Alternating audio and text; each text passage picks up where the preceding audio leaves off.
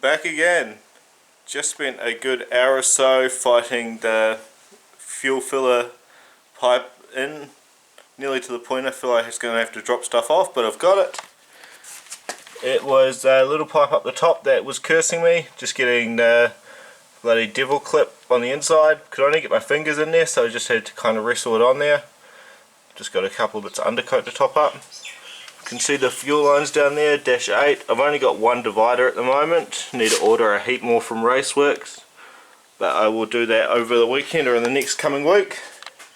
See the fuel lines sitting in there, just loose at the moment as I'm going to have to cut them and I'll need to blow them out once I do so, so no point tightening them up. But yeah, the orientation's about 90 degrees from where I first had them. Today's job though, apart from popping up another shield for the fuel filler hoses, which I've got just over here, is going to be putting in all the arms for the driver's side. Connect up the brake line, and that's about it, I reckon. We'll see how we go. Maybe a few little jobs after that. Have still been continuing to sand in the engine bay. A couple of little bits to finish off, but it's nearly done. At the moment, just waiting for the engine before I'll be able to finalise it, get it all in primer and all that jazz.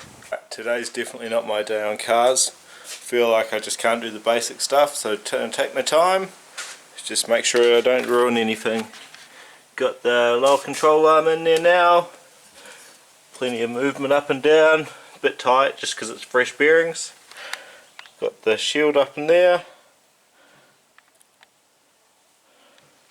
And then we got the knuckle ready to go, camber arm, traction arm, tow arm, and all the bolts ready to go as well. Should just be a matter of slip it all into place.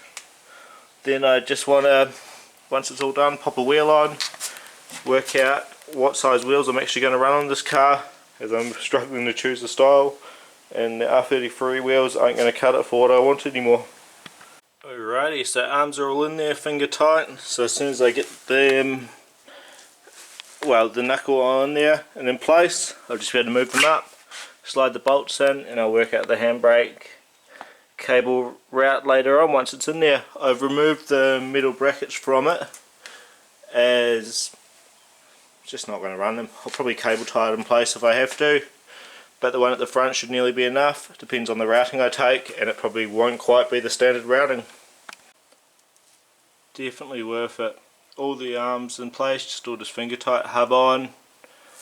Loving all the zinc bolts. Also put the GK Tech cam lock delete bolts in there as well. I know Chop will be watching this going, bloody GK Tech, too much of a junk shit, but it works good, and it's black. Black is best, especially with the zinc. It's alright. Realise the brake line's got to come off, as it's got to screw into the caliper first, so I'll do that in a second. Not too bad.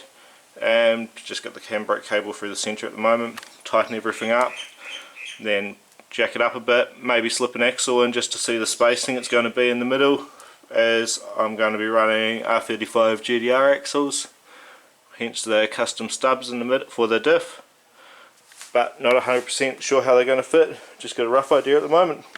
Looking at the car from a distance now, it actually looks like things are starting to come together, which is nice.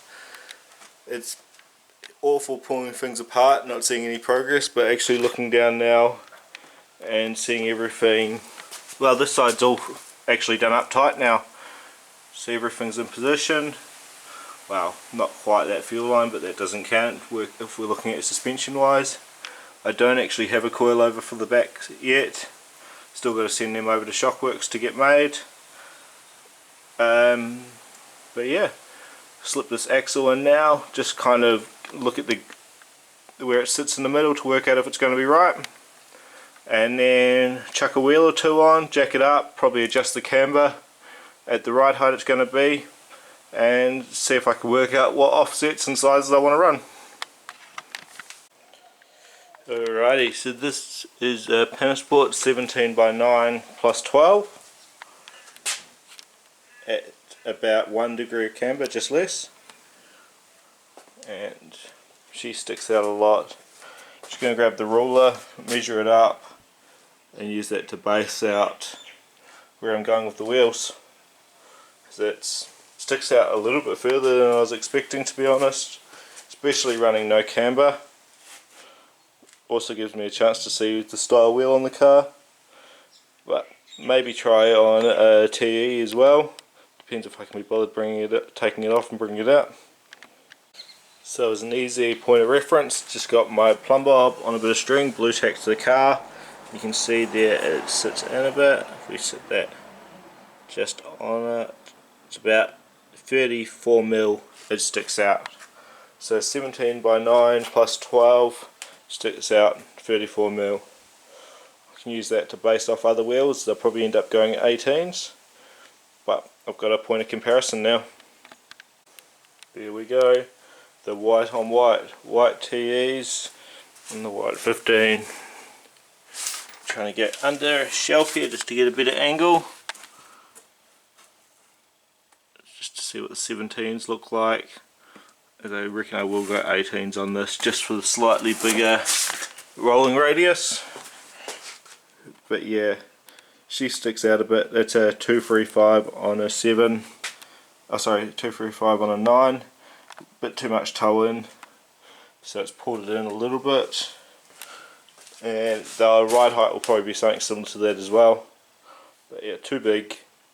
Need to work that out off my wheels now as well. I figured no one wanted to see me do the same thing twice, but got the passenger side all done apart from the LCA. Just due to this being an S14 one, doesn't have the bracing in the bottom. I mean, ideally exactly the same, but if you're looking from underneath you'll be able to tell the difference, and I can't handle that. I've tried to convince myself it'd be okay, but I can't. So I need to get a passenger side S15 rear lower control arm. Shouldn't be too hard to find. Just got to have a bit of a hunt around, even call up some places. But get that sorted, get the spherical bushes in the end, and it's all good. And a new ball joint, paint her up, all good to go. Apart from that, everything else under the back is as good as it can be for the moment. All the arms are done up tight, both sides are done. Little chip off the caliper already, so I might just do a cheeky bit of masking just to fix that up. That's what happens when things get knocked around, I guess, and I'm a bit rough with some paint, but we'll make it look good again.